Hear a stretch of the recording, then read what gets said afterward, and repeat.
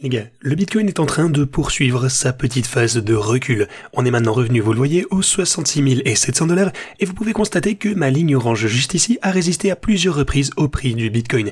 Alors dans la vidéo d'aujourd'hui, il faut que je vous parle de la fameuse question qu'on se pose, savoir si je pense qu'on risque d'avoir une percée à partir de ce point. Il faut également que je vous montre quelques graphes importants, tous nous montrant quel sera le prochain mouvement majeur pour le Bitcoin. Alors les gars, assurez-vous de rester du début jusqu'à la fin de cette vidéo pour avoir toutes ces infos. Bienvenue à tous, je m'appelle Maxime et je vous apporte chaque jour des nouvelles vidéos en français sur les crypto-monnaies en vous apprenant comment vous faire de l'argent sur ce marché. Si vous êtes nouveau sur cette chaîne, alors soyez sûr de vous abonner et d'activer la cloche dès maintenant. Alors, comme toujours, allons droit au but. Ce que vous pouvez voir de ce côté, c'est que depuis la vidéo que j'ai publiée hier, eh bien, on a eu un recul assez important jusqu'aux 66 700 $, comme je viens de le dire.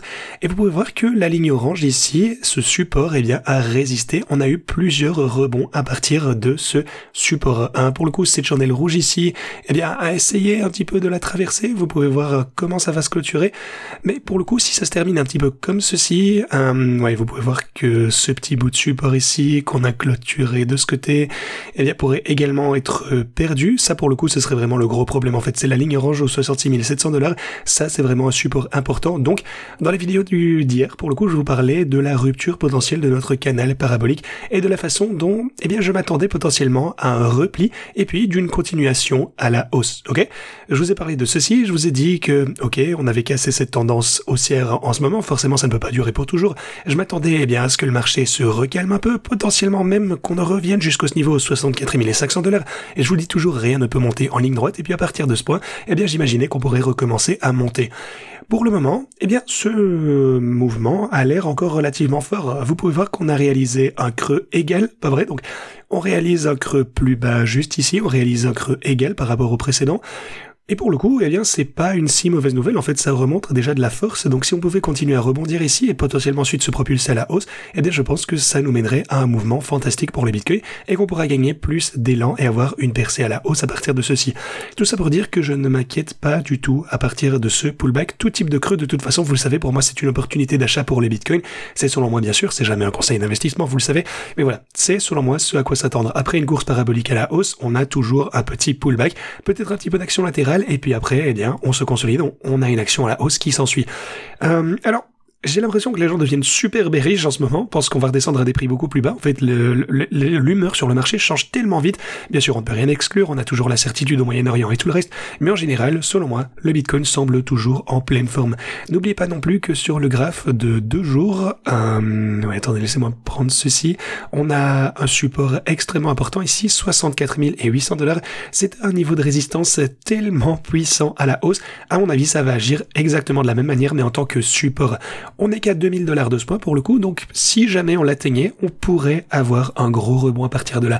Si on descendait plus bas que ceci, eh bien il est probable pour le coup que ça puisse nous maintenir, peut-être juste avec une mèche et qu'on repasse au-dessus. D'ailleurs, si vous regardez les moyennes mobiles, pour le coup, elles sont également juste en dessous de cette ligne orange, juste ici, en dessous des 64 000 $.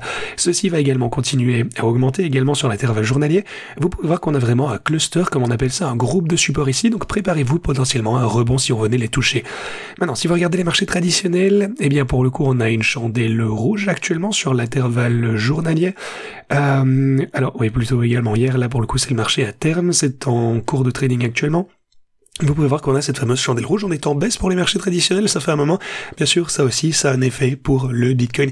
Mais laissez-moi continuer ici parce que l'or, lui, de son côté, connaît pour le coup un nouveau sommet historique. L'or se porte extrêmement bien ici récemment. On en parle de temps en temps, il a augmenté de plus de 30% depuis le début de cette année, alors que c'est un actif énorme. Et ce qui est également intéressant, c'est que l'indice du dollar est actuellement sur une résistance majeure. L'indice du dollar est dans la zone, eh bien, orange et sur la ligne rouge. Alors, peut-être qu'on risque de voir un petit pullback ici, et ça, vous le savez, ça risque de propulser à la hausse les actifs, le Bitcoin, les actions, les autres, les actifs à risque en fait, vers des prix plus élevés. Et ceci pour le coup survient alors que le PDG de BlackRock, Larry Fink, déclare que l'augmentation de la dette publique américaine est un gros problème. Oui, effectivement, c'est pourquoi il est si bullish au sujet du Bitcoin, c'est pourquoi les gens sont si optimistes au sujet de l'or, parce que la dette américaine est actuellement en train de devenir complètement incontrôlable. Encore une fois, on peut pas inventer tout ça. La dette totale des États-Unis a bondi vers les 473 milliards de dollars au cours des 3 dernières semaines seulement, afin d'atteindre un record de 35,8 000 milliards de dollars américains. Ça signifie que les États-Unis ont contracté une dette d'une valeur de 1450 dollars pour chaque Américain au cours des 3 dernières semaines seulement. Et si vous voulez encore des chiffres de la sorte, ça veut également dire qu'ils ont 103 700 dollars de dette pour chaque Américain en 2024. Les États-Unis ont payé un total de 116 000 milliards de dollars d'intérêts sur cette dette au cours de sa première année. Au-delà de la barre d'ailleurs des 1000 milliards de dollars en intérêts seulement, les États-Unis ont payé 3 360 dollars pour chaque Américain au cours de leur exercice en 2024. C'est vraiment des stats dramatiques. Alors quel est le plan au long terme ? Eh bien, je vais vous dire quel est leur plan. Au long terme, c'est le même plan qui a toujours été le plan de base. Et c'est pourquoi le marché boursier, stocks, surtout l'or, monte aussi fort, parce qu'ils ne vous le diront pas aux nouvelles. Seulement les investisseurs habitués savent ce que ça veut dire. Ils ne vous donneront pas la vraie raison pour laquelle vous voyez ceci. La vraie raison pour laquelle les actifs vont augmenter, parce qu'il n'y a qu'un seul moyen de s'en sortir. C'est la méthode qu'ils utilisent depuis, j'en sais rien moi, 30, 40 ans. Et c'est-à-dire, je pense que vous l'avez compris, l'impression monétaire. Il faut imprimer plus d'argent pour, rendre cette dette moins précieuse en fait. Il faut juste diminuer la dette et il n'y a qu'un seul moyen de le faire. Si vous imprimez plus d'argent, la valeur de chaque dollar intrinsèquement va diminuer, ce qui signifie que la dette en substance diminue également. Non pas en termes de dollars, non, mais plutôt en termes réels, nominaux, j'ai envie de dire en termes de pouvoir d'achat si vous voyez ce que je veux dire. Et c'est pourquoi on a un système d'impression monétaire qui revient à chaque fois. On a ce système inflationniste pour qu'il puisse continuer à s'endetter davantage et on peut simplement s'en sortir en imprimant de la monnaie. Mais voilà. Juste, c'est un petit peu la base pour les gens qui épargnent l'argent fiat.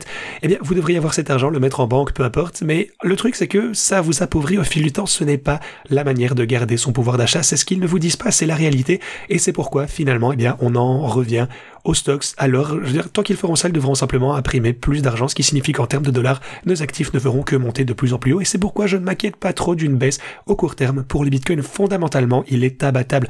Tout dépend de votre plan au long terme pour le Bitcoin.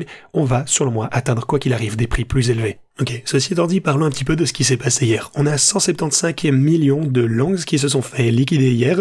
C'est pourquoi je vous dis toujours d'être prudent, parce que même si vous avez raison sur un mouvement potentiel à la hausse du Bitcoin, si vous utilisez trop d'effets de levier, vous pourriez vous faire liquider en cours de route, peut-être lors de quelques pourcentages de rechute avant la hausse.